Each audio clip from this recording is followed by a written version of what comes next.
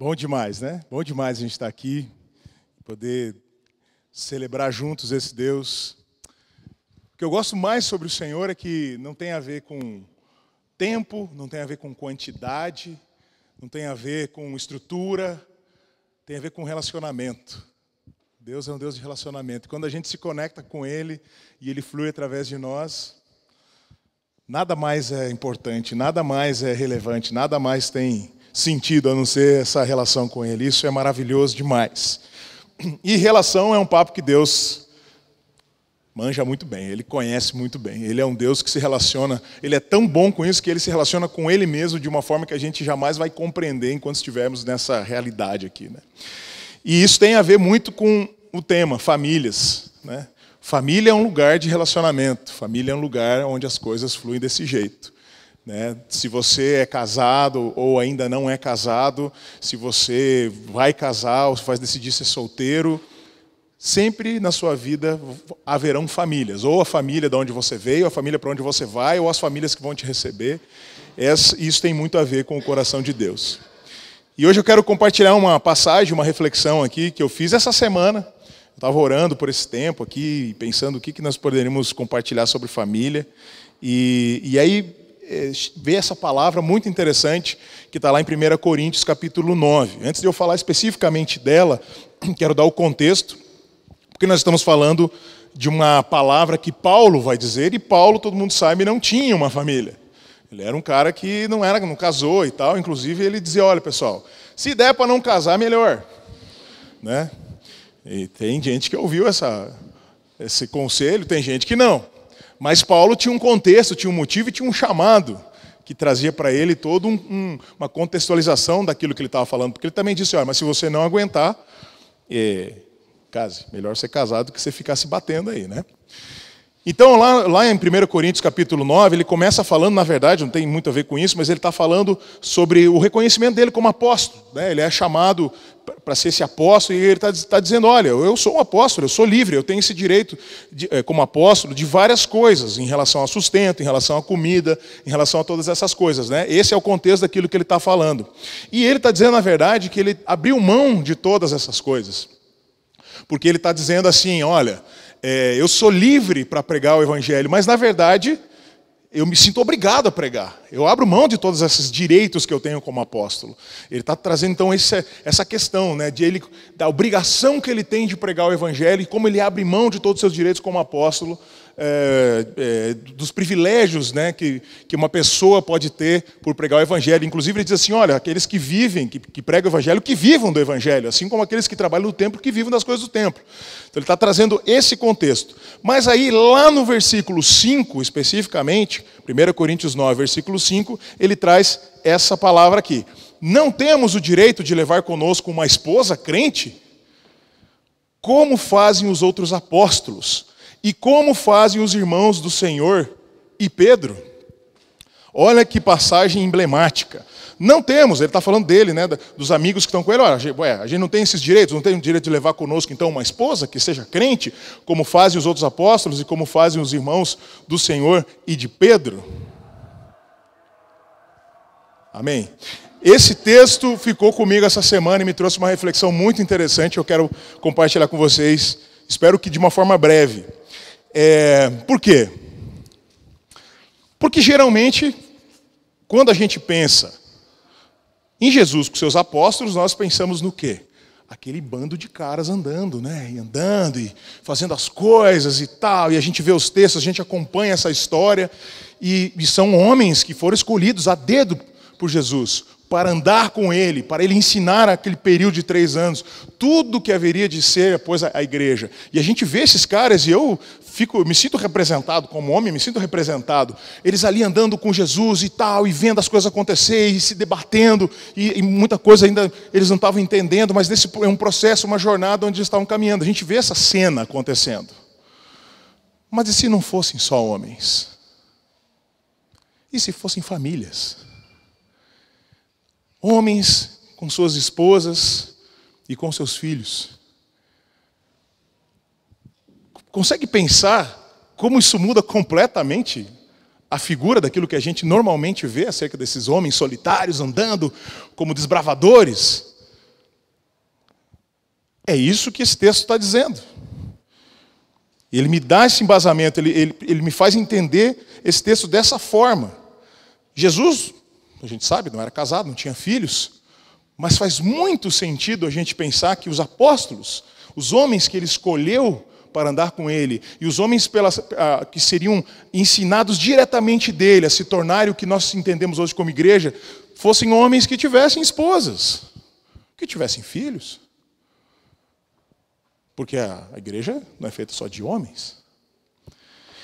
E o primeiro motivo para eu pensar isso é exatamente esse. O versículo fala exatamente isso, né? A gente não tem o direito de levar uma esposa crente, como fazem os apóstolos, como fazem os irmãos de Jesus e como faz o próprio Pedro. Não tem esse direito?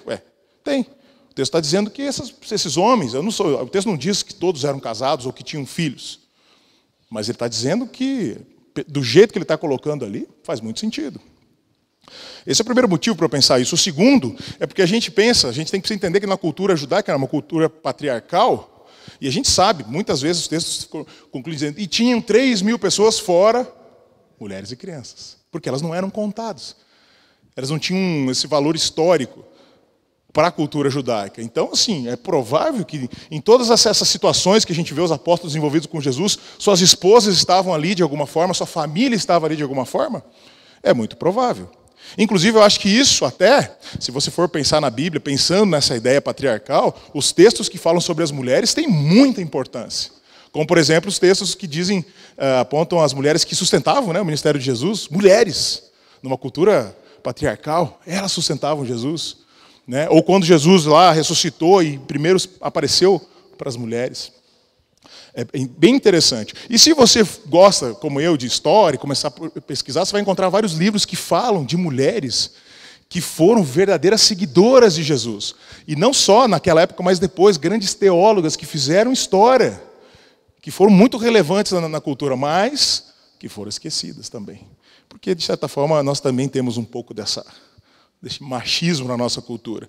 Mas muitas mulheres, não só dentro do cristianismo, fizeram história assim como grandes homens. Então, faz sentido pensar nisso, né?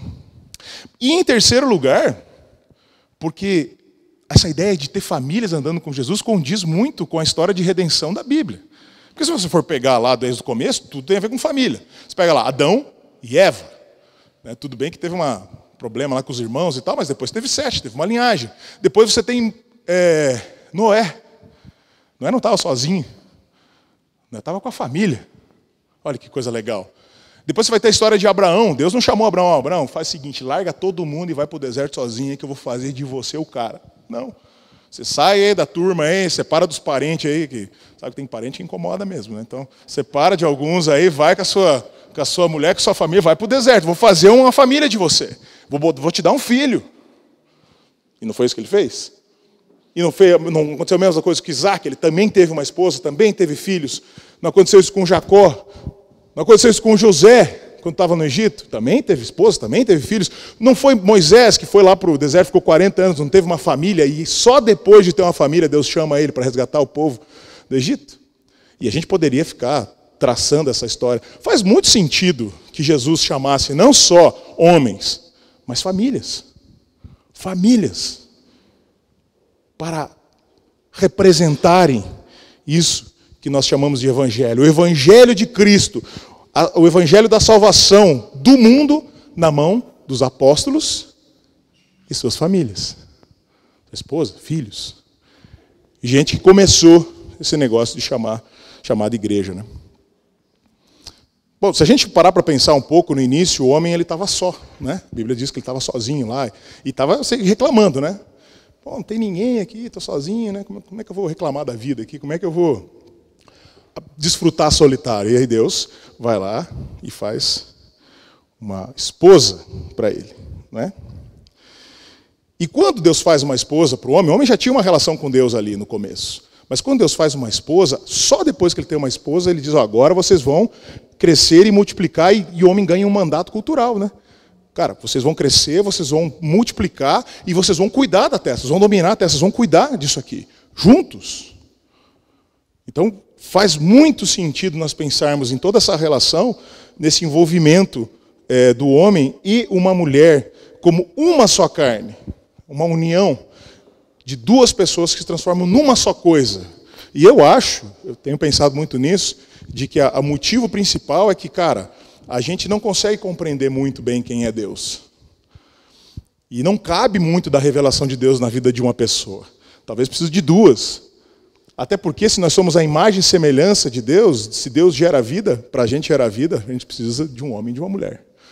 Não tem como gerar vida, como pessoas têm tentado forçar essa realidade, com dois homens ou duas mulheres. Você sempre precisa do homem e da mulher. Então, se nós somos a imagem e semelhança de Deus, além de todas as outras coisas, geramos vida, é num casamento, é numa relação que a gente gera isso. E essa vida também se multiplica dentro dessa aliança chamada casamento, que tem tudo a ver com a realidade de Deus, não é verdade? Se Deus é Pai, é Filho, Espírito Santo, ele se relaciona entre ele mesmo, ele tem manifestações diferentes sobre quem ele é dentro dele mesmo.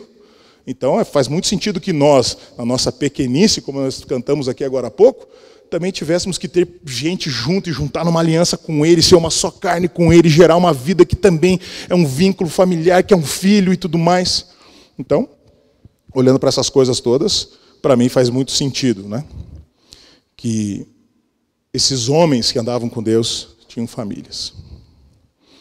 E é exatamente por isso que é tão importante a gente entender o valor da família, segundo esse discernimento.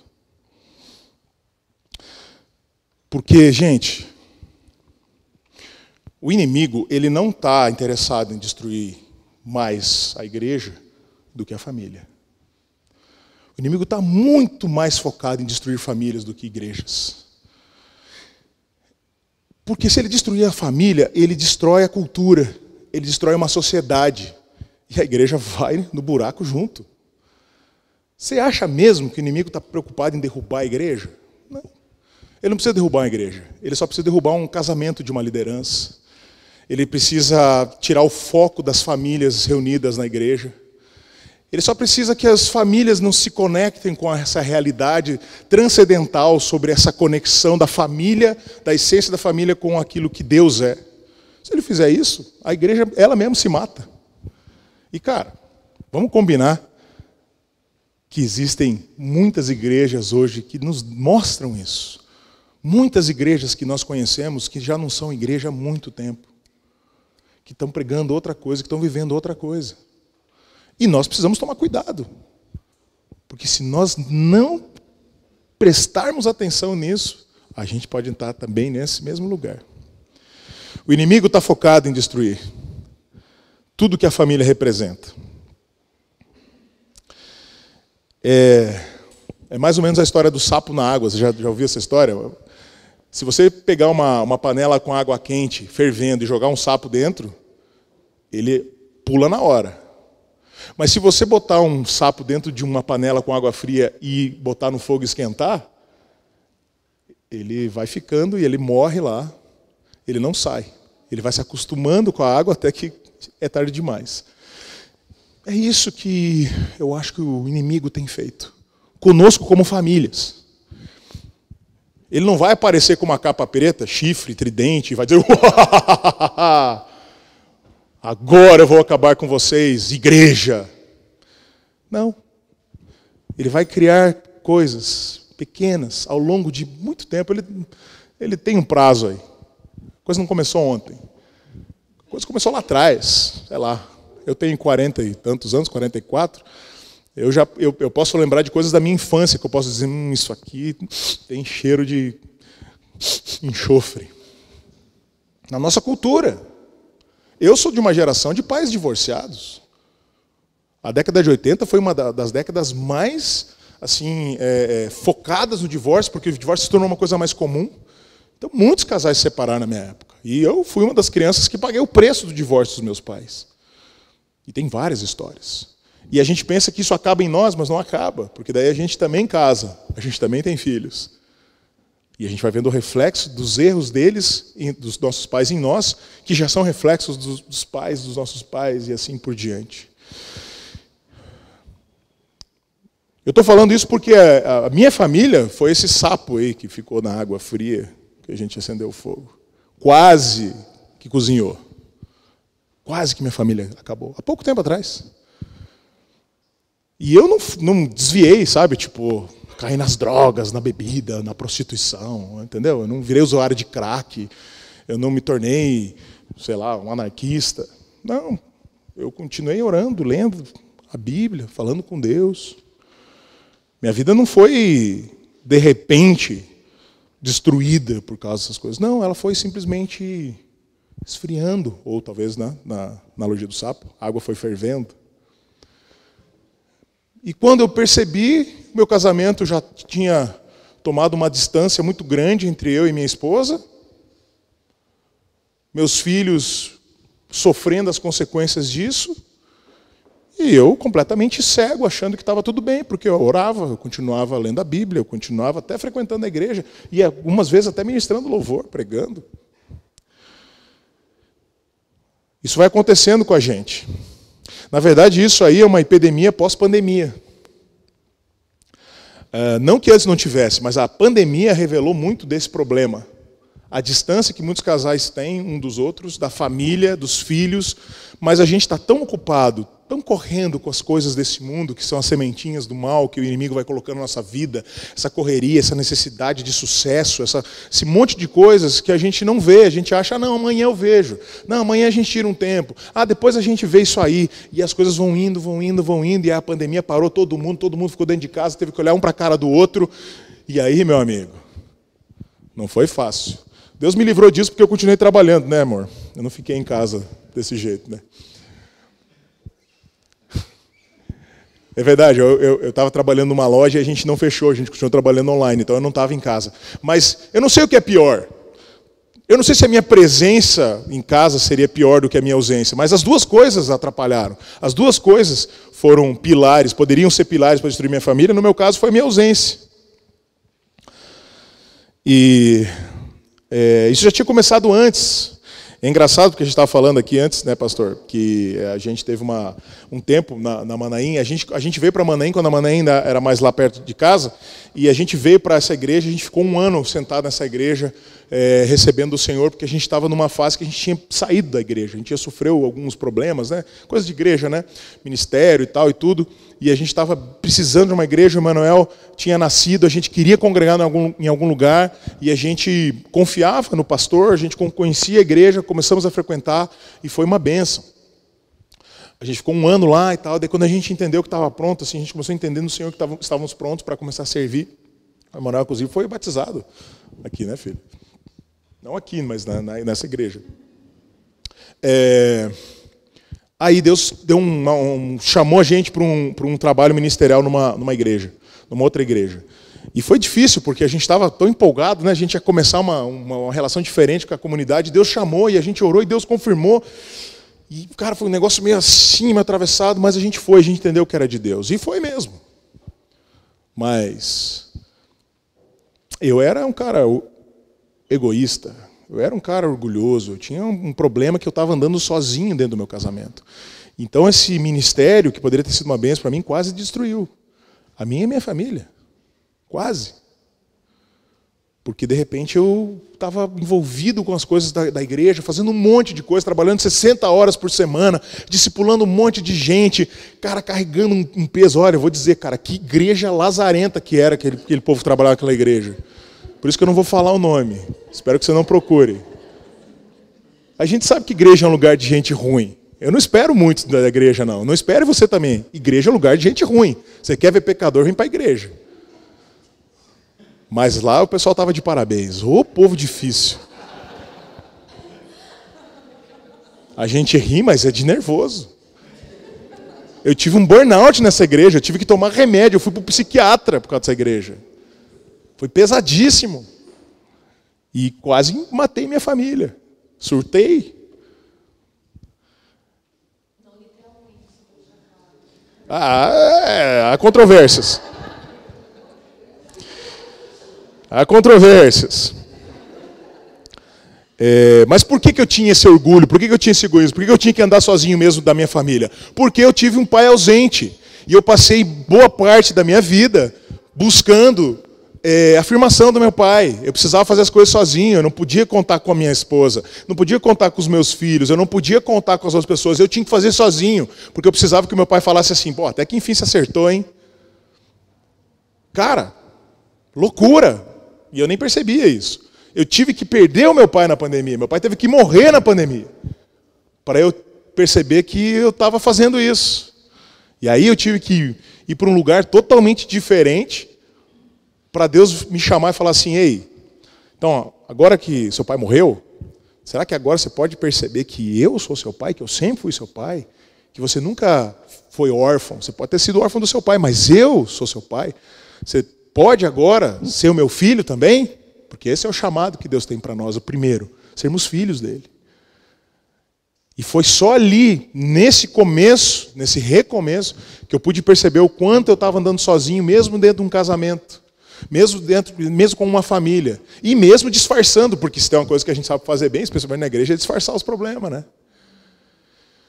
Foi muito difícil, mas foi muito importante eu perceber isso. E é uma coisa que a gente precisa pensar.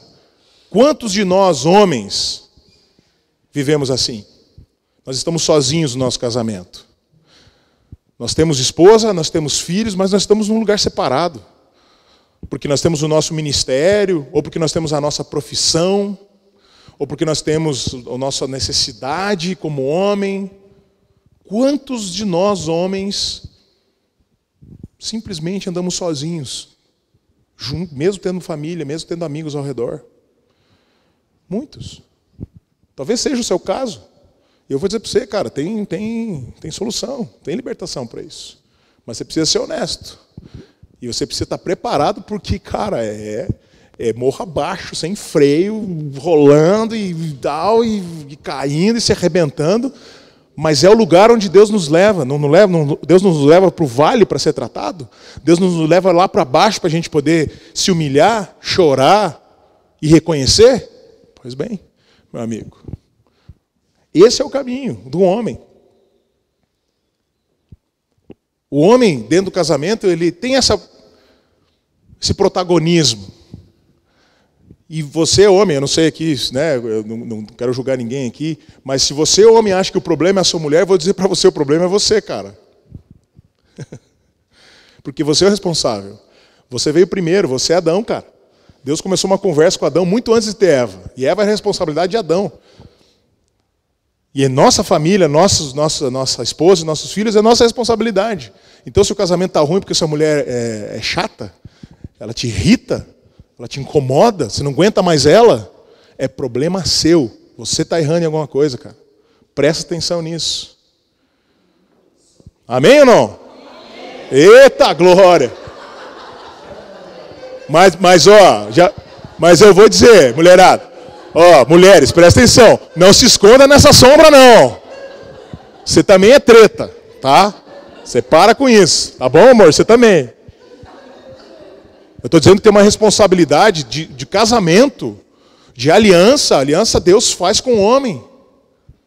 Para ele cuidar da sua mulher, para ele cuidar dos seus filhos. Essa é a sua responsabilidade. Então cuida da tua aliança, cara. Porque é você que vai ser tentado. É você que vai ser mexido.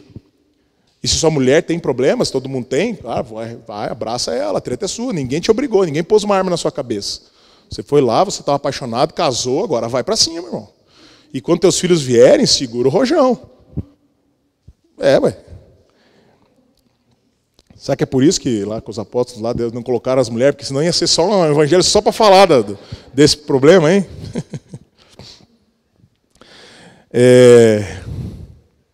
Quando a gente se afasta da nossa família, a gente deixa um buraco no peito dos nossos esposos, dos nossos filhos. E a gente não faz isso por mal, é justamente porque a gente tem essa síndrome do lobo solitário, né?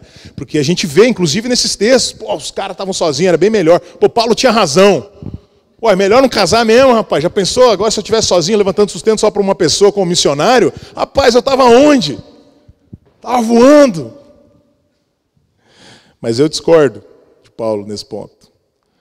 Eu acho que eu não trocaria um ministério familiar por um ministério solitário. Talvez Paulo tinha um chamado, né, como apóstolo, né? Mas ele não estava sozinho, não. Ele estava sempre cercado de amigos. Você pode ver nas cartas, manda Barnabé aí, estou sozinho, chama Marcos aí. Até com o Marcos, que ele tinha tretado, ele chama de volta. Ele nunca ficou sozinho. Ele estava sempre com os brothers dele. Porque ninguém fica sozinho de verdade.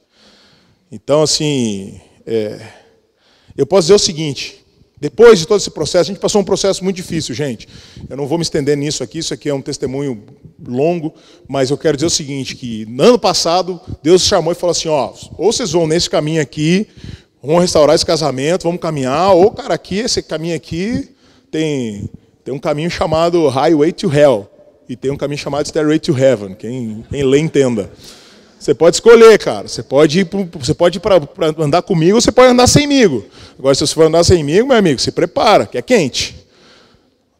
E aí, cara, a gente teve que tomar essa decisão. E a gente tomou, falou, não, vamos para cima então. E Deus estava falando com a gente sobre o ministério familiar, no meio de uma crise, que a gente se olhava assim, e você falava assim, não, separar, talvez não, mas matar, dá para pensar.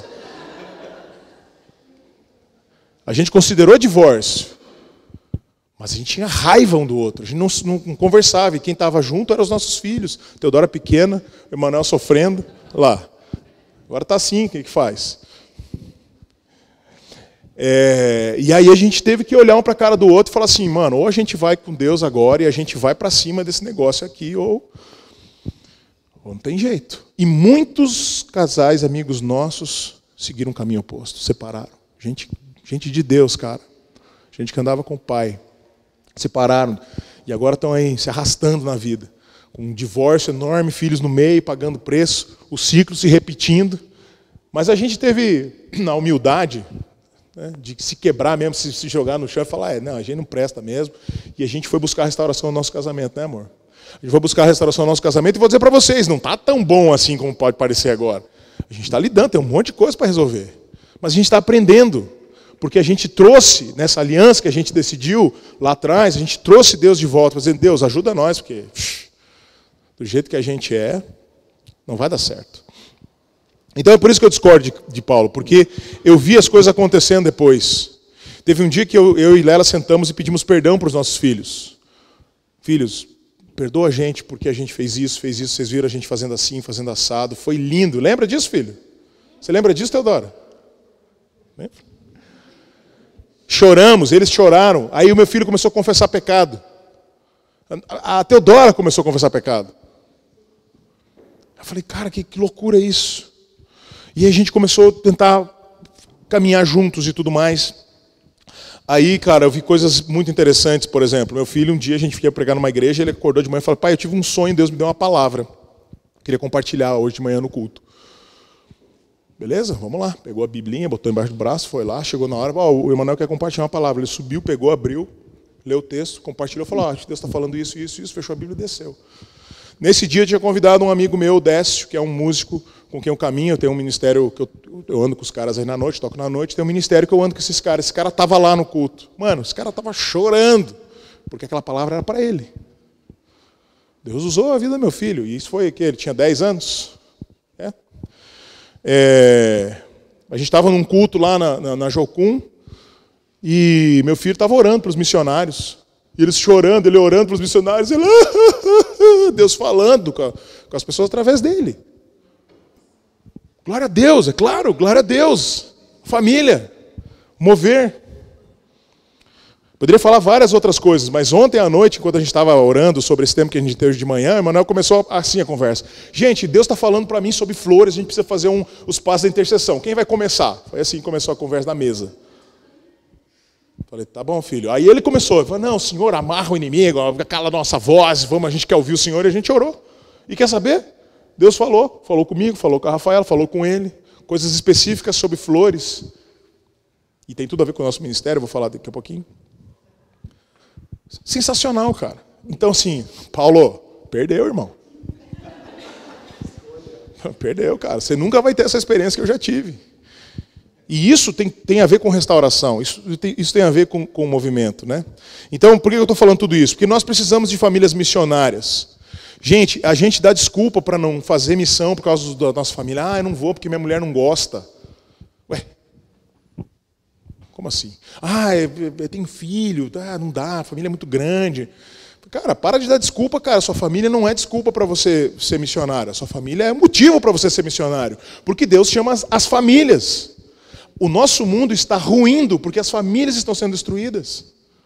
As famílias. E nós, como cristãos, Deus nos chama para sermos família. Ah, mas eu não quero casar. Mas você vai colar com uma família, pode ter certeza. Você vai ser um solteiro na casa de alguém, na família de alguém, almoçando com alguém num domingo. Você vai ser sustentado por famílias. Não é uma questão de casar e ter filhos, mas eu estou falando que nós, como igreja, nós somos famílias, pequenas famílias, que se amontoam, que se juntam no mover do Espírito e que fazem a diferença no reino de Deus. Então, cara, primeira coisa, para de dar desculpa. Você tem um chamado em Deus como indivíduo e como família para fazer a diferença. E nós precisamos de famílias missionárias. Algumas, como nós, vão para o campo. A gente está no campo, cara.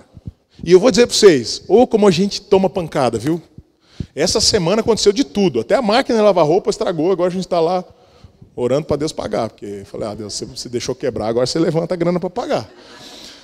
E sempre, toda vez que a gente vai ministrar, assim, a gente já se prepara. Mano, essa semana vai ser luta. Sempre, bem material, já é um negócio que eu já falo assim, Satanás, conta outra, que essa aí já gastou já. Batalha. A gente está no campo, é um lugar de ataque para a gente.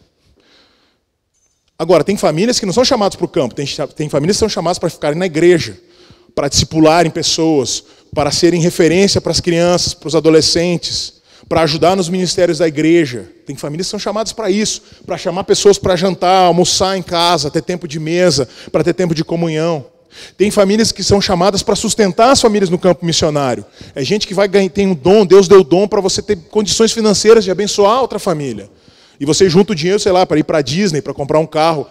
Cara, ora, busca em Deus. Talvez você seja uma família que tem um chamado para sustentar outras famílias. E quando você começar a fazer isso, eu vou dizer para você, cara, Deus vai te prosperar tanto que você vai ficar muito rico. Vai chegar uma hora que vai ser até constrangedor para você. Você vai ajudar muita gente, mesmo assim Deus vai te dar mais, porque você vai estar cumprindo o teu chamado como família. Tem famílias que são chamadas para quê? Para interceder, para orar, cara, por outras famílias. Esse é o chamado que nós temos. E é por isso que eu olho para esse texto que a gente leu de 1 Coríntios 9, 5, e eu vejo isso, eu falo assim, cara, as famílias estavam lá, mano. As famílias estavam lá, essas foram as primeiras igrejas. E os discípulos se tornaram homens de verdade porque eles tinham mulher e tinham uns filhos. Não era uma coisa largada, uma aventura. Eram famílias, cara, sendo abençoadas e cuidando uns dos outros e sendo cuidados por Deus. E aí eu concluo aqui para dizer o seguinte.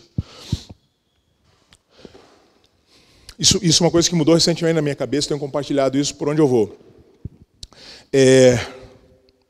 Nós não somos bons para fazer as boas obras e sermos salvos. Nós somos salvos para nos tornarmos bons e aptos para as boas obras que Deus preparou para nós.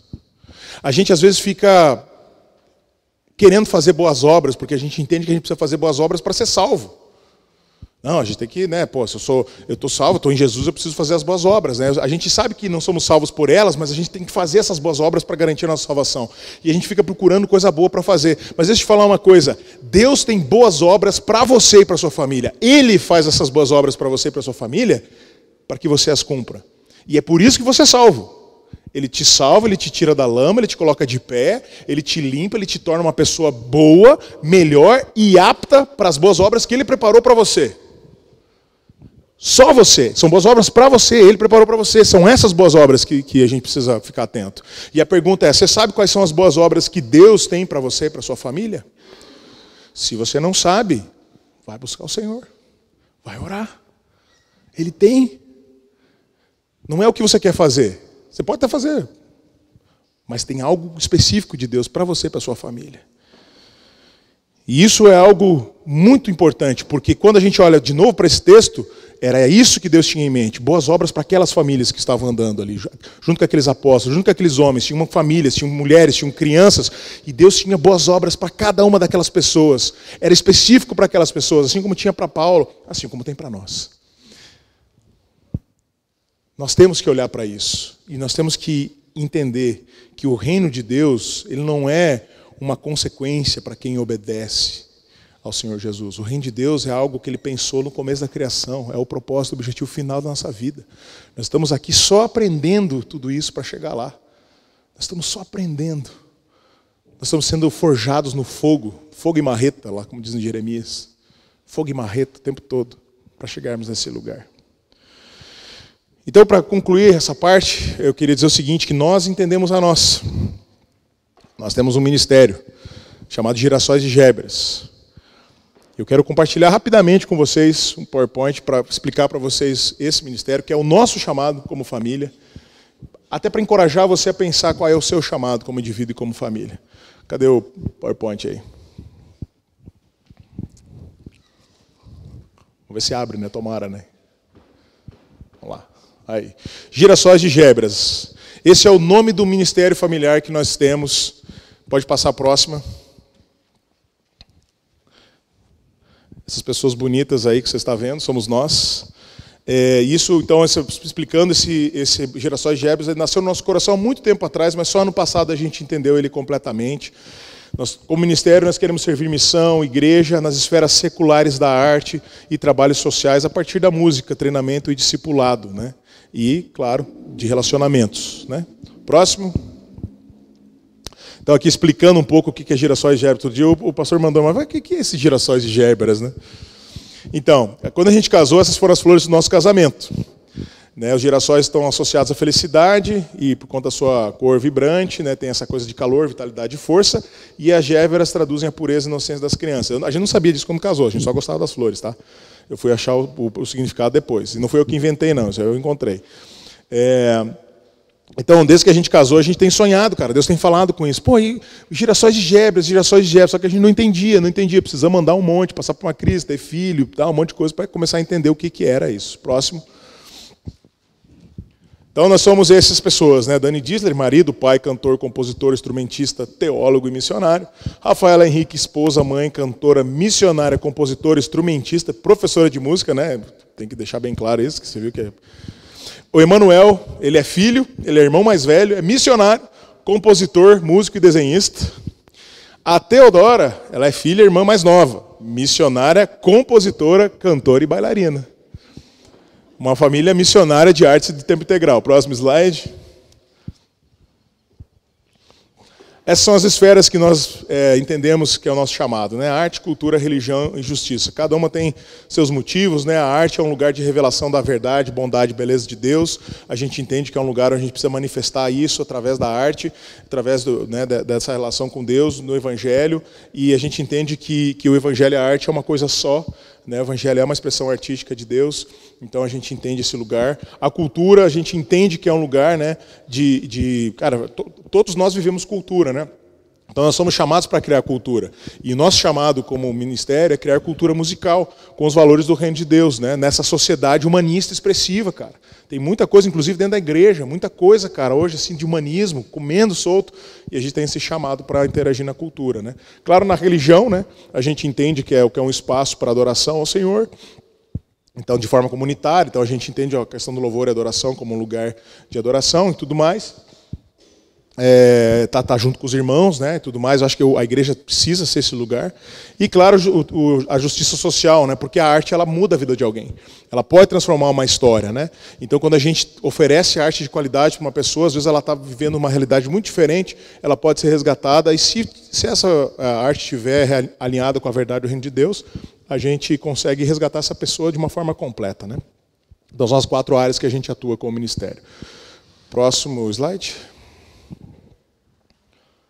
Aqui isso fala um pouco como a gente faz, mas no geral, assim, olha, a gente serve, como ministério a gente serve, por exemplo, a gente veio aqui hoje, veio servir a igreja, né, um convite do pastor, a gente veio, cantou, dançou, pregou, depois a gente vai passar um pano aqui, vai varrer, vai organizar tudo aqui e tal. A gente serve, né, a igreja, a gente serve a missão, a gente serve os lugares, tanto seculares quanto cristãos, né, com a nossa vida, com a nossa arte, né. Então, inclusive, como eu falei antes, eu tenho um ministério, eu toco na noite, então eu vou nos bares, eu toco, aí nos bares eu caminho com músicos, muitos deles desviados, gente que conheceu Deus se perdeu, às vezes uma pessoa que trabalha na casa e tal. Eu tenho vários testemunhos, eu poderia gastar vários momentos, mas também às vezes com cliente. Um dia apareceu uma pessoa lá que era de Umbanda, apareceu lá, estava todo estatelado, no fim a gente estava na mesa, todo mundo orando, eu orando com ela, tinha um pessoal crente que apareceu também, uns negócios bem loucos, isso aí é uma coisa para uma outra ocasião, mas acontece. Então, esse é o nosso movimento como arte, né? Agir nas esferas cristãs seculares através desses movimentos. Próximo slide. Aqui você pode se envolver com a gente. deve se envolver com a gente.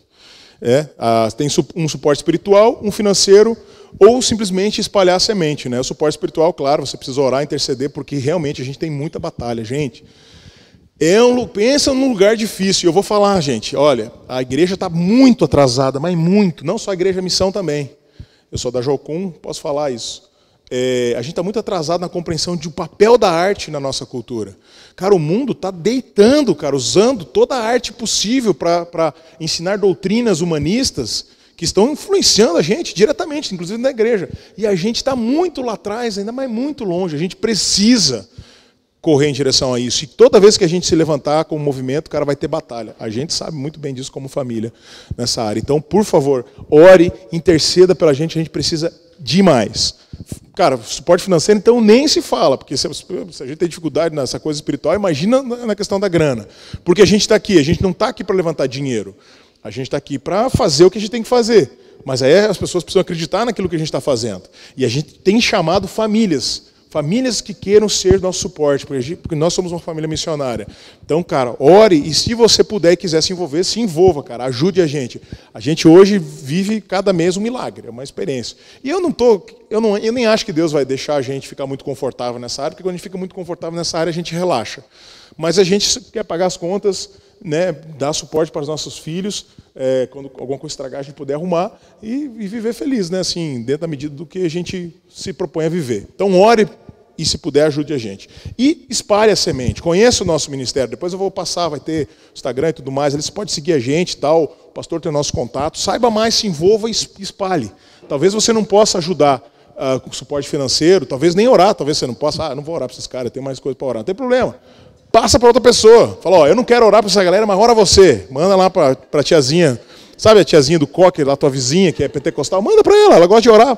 Ora para essa família aí. Uns malucos lá que foram na igreja lá e cantaram e falaram um monte de coisa. Tá? Próximo slide.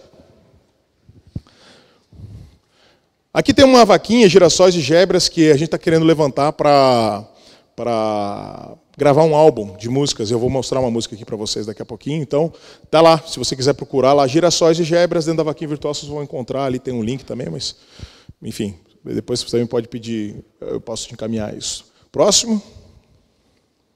E agora sim, quer andar junto com a gente?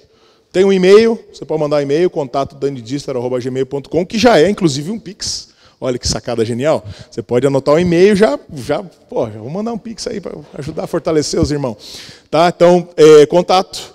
Tenha os nossos Instagrams, Família Disler, que é um Instagram mais focado na família. Tem o meu pessoal, Dani Disler, que é mais artístico.